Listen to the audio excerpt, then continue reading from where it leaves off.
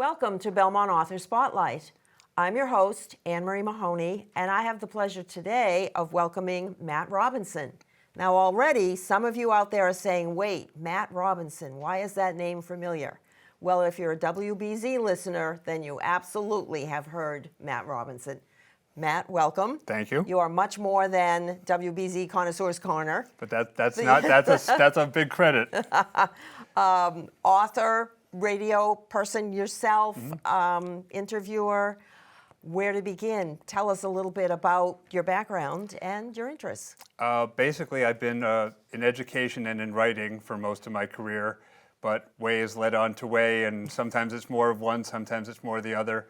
I've been working with Jordan Rich at WBZ for about 6 years now. We've done, I think, 700 spots on local eateries and food makers, and working with him is such a pleasure, and to get to know these local businesses, and there's so many of them are family run, and the stories are really heartwarming, and I hope that I've been able to help them out.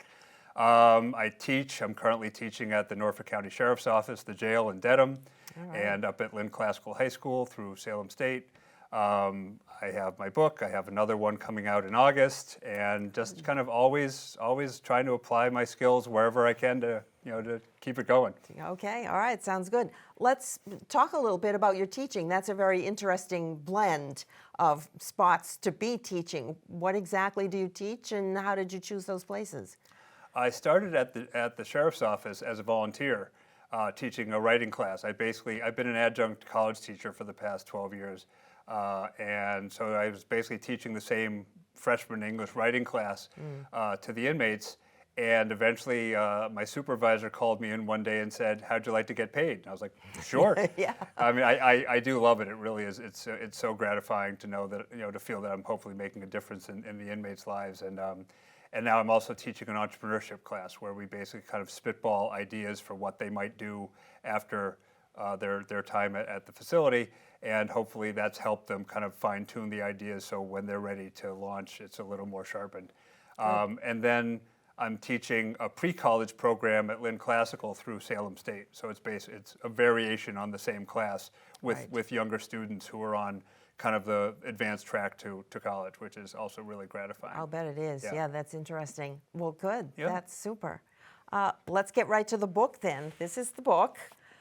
Lions, Tigers, and Bullfrogs. Bulldogs. Question mark. Bulldogs. I got frogs on the brain. Bulldogs. All right, let's do this again. Lions, Tigers, and Bulldogs. An unofficial guide to the legends and lore of the Ivy League. So, reading this the other day, I thought I knew about the Ivy League. Everybody knows somebody who's gone to the Ivy League. One of my daughters went to Harvard. I have family who's gone to Dartmouth and Brown and UPenn and all the rest of it. But really, you've got some fascinating facts there. Let's start with the Ivy League. We think of it as a really, really old organization, but not completely solidified until the 1940s. Yeah, I mean, 7 of the 8 schools are pre-colonial, so they've existed longer than our country has existed, Cornell being the outlier. Some of the interesting research was the schools that were old enough but didn't get qualified, including the military academies and a lot of other great, I mean, the point of the book was I obviously didn't want to say anything bad about them, but I like to show that they put their proverbial pants on one leg at a time too. That I mean, these days a lot of these schools are in some turmoil, and people have been telling me they love the book because it reminds them of the good old days. So I'll take it. But it was the research was a lot of fun. I mean, basically the story behind it is that my father had gone to Brown, and I had been going with him to the campus usually for football games every year since I was very young. And Ivy football, you're probably not going to see on the teams playing on New Year's Day in the bowl. Actually, you can't because they don't participate. So I fell in love with the bear, with the mascot, and it really stuck with me. And so people for years had been saying, "When are you going to write a book? When are you going to write a book?" And I always had an idea of something about Brown and the Ivy League, but as I was freelancing, I was working for other people, so I really wouldn't give myself the time to do a project for myself. Unfortunately, my father was diagnosed with dementia about 16 years ago, and I realized that I had to do it, yeah. And unfortunately, again, he never saw the book, but it's been really gratifying to have kind of a legacy piece for him. And as I said, the research was fun, and I think really the best part is I've been presenting it at libraries and alumni clubs, and especially at senior communities. And the stories I hear from the people about, I was on the crew in 1940, and my grandson is there now, and to hear about those legacy stories has really been a lot of fun. I'll bet it has. I will pull out my little tidbit here. The 1945 agreement that solidified the Ivy League, first called the Ivy Group, and one of their tenets was athletic abilities do not influence admissions. And I thought, really? How that has changed. Yeah, these days, I mean, I read in Harvard Magazine that they may actually leave the league because of the new portal system that allows students to stay there for 3 years and then go to a school where they can make money with their likeness. Yeah. And it really kind of decimates the whole original purpose of it. And of course, at these schools, the athletes get special support. Right. Whether or not it's scholarship money is another issue. Right. Yeah. So things definitely change. It would be a shame, though, to have any of them leave because of these changes. I know the portal, we've heard a lot, particularly since we've just coming off March Madness and the effect that it's had on college basketball as well as the other sports. Yeah, I hope our former governor knows what he's doing over at the NCAA. I hope so, too, because, it's really tricky. I think we in Massachusetts, in the Boston area, we know a lot about the rowing, head of the Charles Regatta, right. And so that has become a worldwide event. Yeah, I mean, a lot. There's a spread in the book about just the athletics and all of the pioneering things like using numbers and having mascots and having team colors, and so many of the things were kind of invented by these schools. And they're the oldest or the first or the this or the that. Like a lot of people around here talk about the game, the Harvard-Yale game. Yes. It's not the oldest rivalry. No, I learned that too. But, when you have those two schools, obviously there's a lot of history It's a big to deal. it. So finding out things like that was a lot of fun. In addition to the chicken McNugget was invented at Cornell. Yes, Not I love McNugget, that. sorry, the chicken nugget. Be not careful. registered trademark. Sorry about that. Yeah, I don't want to get anyone in trouble. But that was invented at Cornell, and the church bell at Dartmouth plays "Happy Birthday" on request, and just silly things like that was a lot of fun. And in the present, when I presented, it's a lot when someone says, I went to this school and I didn't even know that. That's there you go. Yeah, that makes a little. Yeah, I made a little list for myself as I was going through. So famous architects such as McKim, Mead and White and I.M. Loads of scientific firsts at all of them. I think in particular, if you look at Columbia, and people from Barnard involved in the Manhattan Project. Right. But then women admitted earlier, I think, to some of these schools than a lot of the other colleges that were all male. Yeah. Chicken nuggets, Dr. Seuss. Right, Dartmouth, right. Secret societies. Absolutely, Skull and Bones at Yale, et cetera. Yeah. Yes, Animal House. I think a lot of people are familiar with that. Again, Right. Dartmouth. Yeah. Sorry, Dartmouth.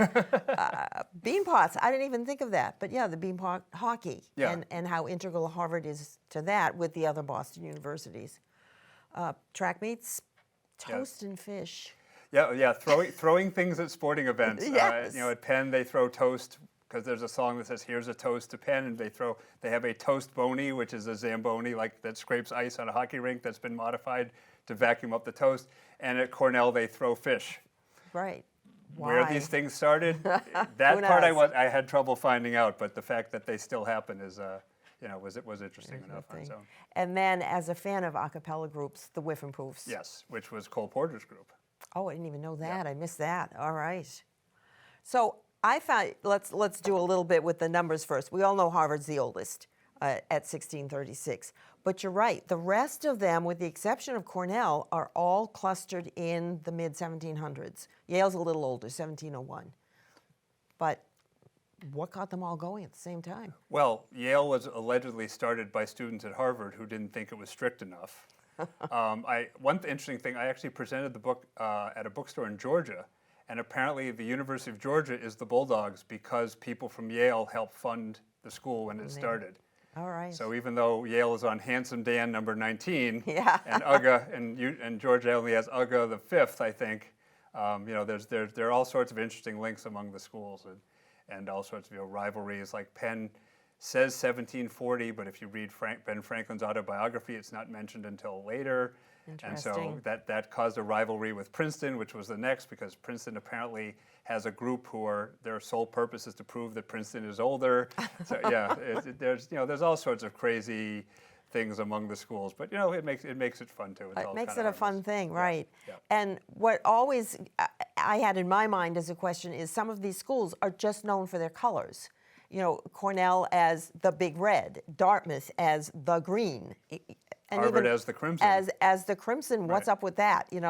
Imbuing color with all of this power. Well, if you look at the names of the mascots, other than perhaps the Penn Quakers, they're pretty common. I mean, Bears, Lions, Bulldogs, Lions, and Tigers are among the most common in all schools.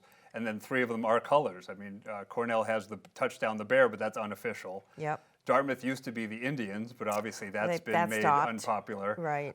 So right now it's Keggy, the beer keg, but I really couldn't include that. That's in maybe not a good idea. No, because the book has appealed to children, so I didn't want to put that in there. Right. But you do mention a basically- moose for Dartmouth. Yeah, that's again unofficial though. But basically, it was the colors they wore at their first athletic competitions.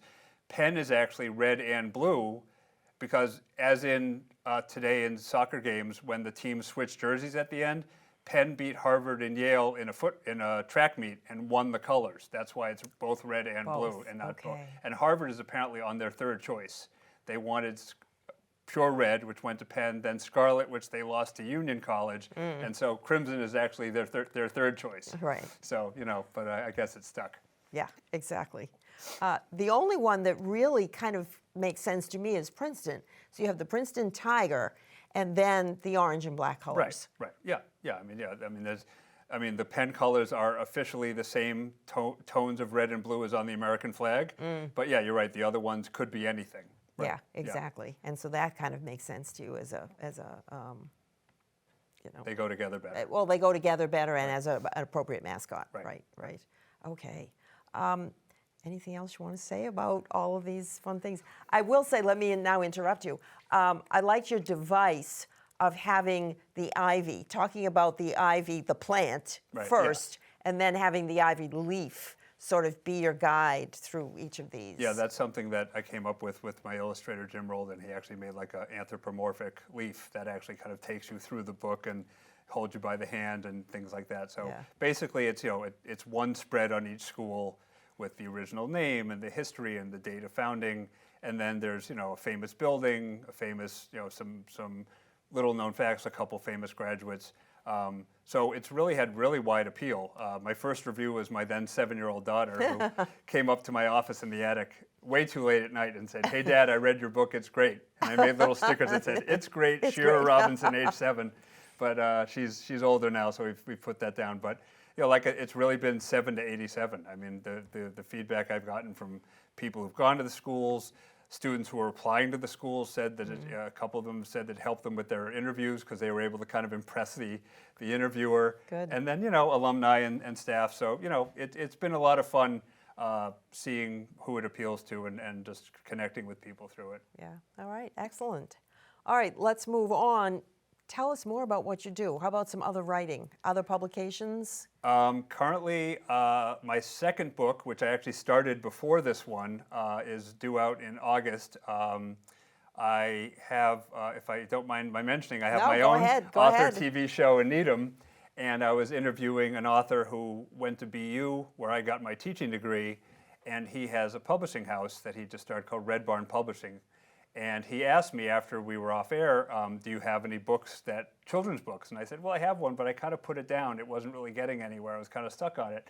I sent it to him. He loved it, and he's publishing it in August. And perfect. That book is called Pete's Beat, and it's about a boy who these days you'd probably say has some sort of attention issue. He's always kind of tapping nervously on things. And he meets kind of a mentor who directs that energy into percussion. And he finds his sound, and he gets, he develops his self-esteem. But in the meantime, he also learns about the cultures behind different percussion instruments and how the Western drum set that you see like in a rock band is not Western at all, that everything comes from somewhere else. Right, So I really try to talk about the diversity and the cultural importance. So that's due out in August. I'm working with a nonprofit called the Wish Dish Project that they go to, the woman who runs it is a caterer who goes to homeless shelters, talks to the residents and guests about their favorite childhood recipes, and then cooks them at scale for the whole community. Wow. So we've put together a cookbook of those recipes as a way to raise awareness and funds for the organization. That's at the press now, so that's so That's there's always very always good. new That's things very, going on. very creative. Yeah, What a good yeah, idea. Yeah, so just there's always things happening and always looking for more. Yeah, right. Well, Insatiable. Just I really like I said, apply the skills that I have to Sure. wherever I can. tell us how you got into radio. I had been in music radio in college. I'd interned at WZLX here in Boston, and then a couple stations in Philadelphia. I worked with Terry Gross for a couple days at Okay. WHYY and Marty Moscowain, and I just always loved music. I was kind of a jazz guy growing up. I used to read Ned Hentoff in the Wall Street Journal every week, and Bob yes. Blumenthal, Yes. of course. I couldn't get an on-air job after college, and I couldn't find a job writing purely about jazz.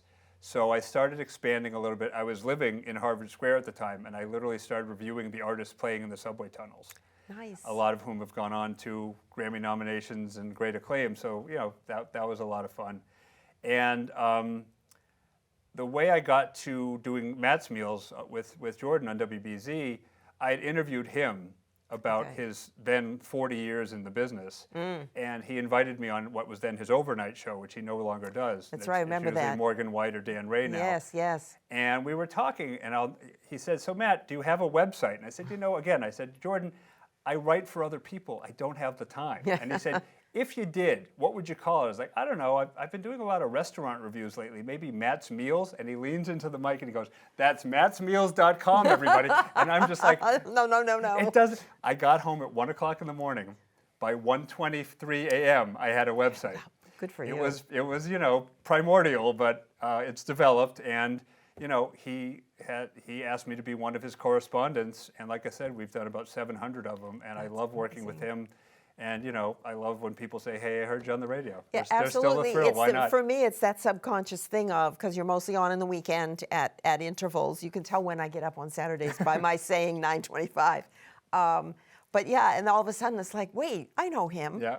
No, So- it's fun, and also to be able to work with the independent businesses, is really rewarding. I don't do the big chains. I do like the real mom and pops, and I'd like to Which think is- that I've which been is able to help them out. nice. Yeah, Yeah, exactly. Yeah. People say, "Oh, I heard about that store." I mean, I just did like Art Specialties, who we're doing a segment on here on the TV station. But I Yeah. first did a radio spot on them, and people say, "Oh, I heard you on the radio," and I never knew that place existed. It's great. And it's right there. Yeah.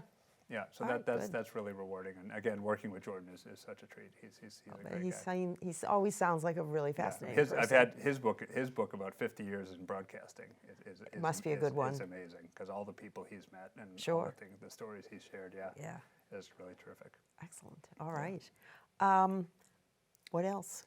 Well, I'm gonna have an author talk myself May 13th at the Beach Center at 1 o'clock with Good. Doug Hall, who actually has the jazz show that he produces here. Fascinating story. His grandfather, who he didn't know, apparently basically invented aerial reconnaissance, did the photos over Omaha Beach in preparation for D-Day. Yeah, wow. And then after the war, retrofit military planes and basically helped create the airmail system for the United States Postal Service. And yet no one really knows the name. So I'm really hoping that we get a good crowd. It's a really fascinating story, and Doug's he's a historian. He has a degree in museum science, so he's an amazing storyteller. I'll bet. Yeah. So I'm hoping we get a good audience for that, and just meeting with more restaurants and doing more writing, and hopefully finding a teaching project for over the summer. I mean, the prison is all year, but the thing at Lynn Classical will end in May. So just always looking for more authors to talk to, Okay. and more more places to share my book, and just more. More, Yeah, but that's I'm good. kind Yeah, of a freelancer for life. Feel your enthusiasm. Yeah. So what drew you to Belmont?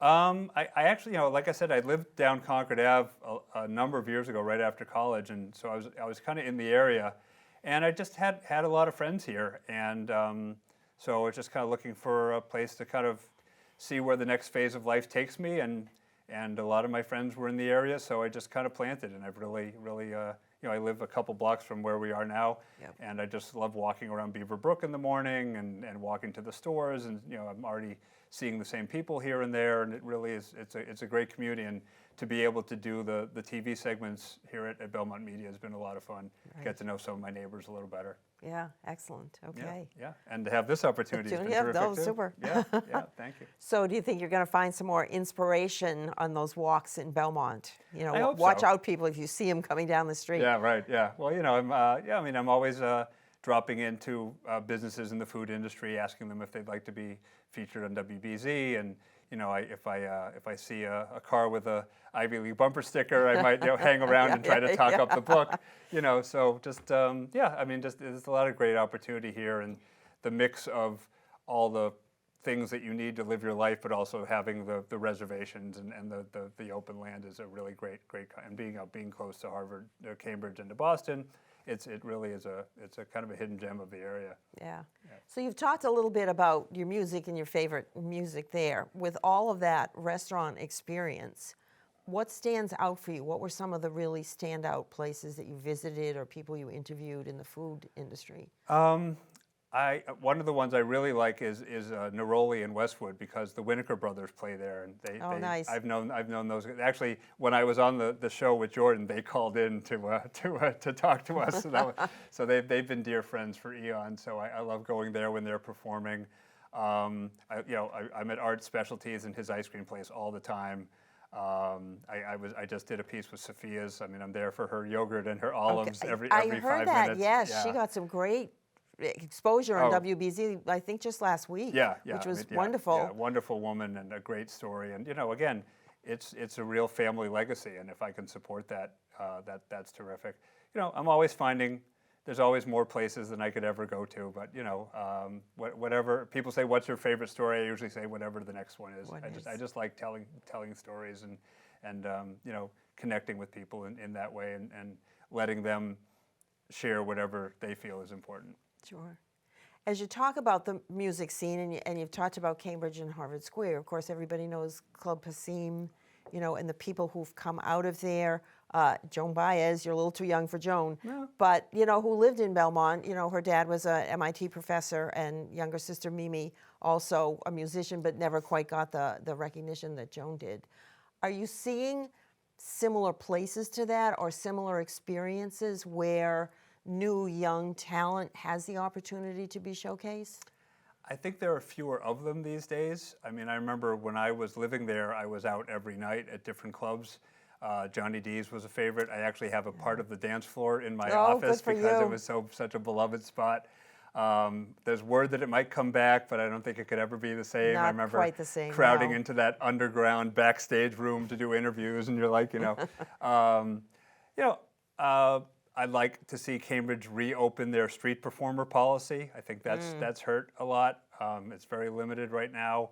I was in Harvard Square last Saturday night, and there was only one performer playing, and it used to just be painful. It used the bleed. to be wall to wall.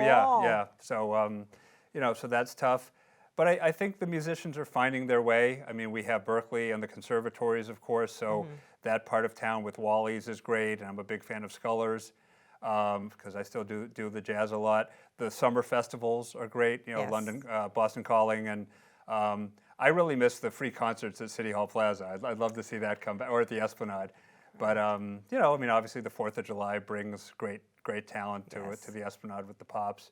The talent is there. I just think it's a little harder to find it. You have to be a little more. It's not just you're going to wander down the street and hear someone. You have to really kind of know where to go to seek it out. Yeah, right. But it's definitely worth it. I mean, the pool of talent here is amazing. We may not have an Aerosmith or a New Kids or a Jay Giles band or any of those guys in waiting, but you never know. I mean, who knew that Joan Baez would be Joan Baez when she first started? When she first started in Harvard Square, right. Exactly. Yeah. So just it just takes a good ear and maybe just a little active searching, but the search is well worth it. It's well worth it. But I think you're right. When you look at Boston Calling, or even for a while they were doing free concerts in Copley Square, right.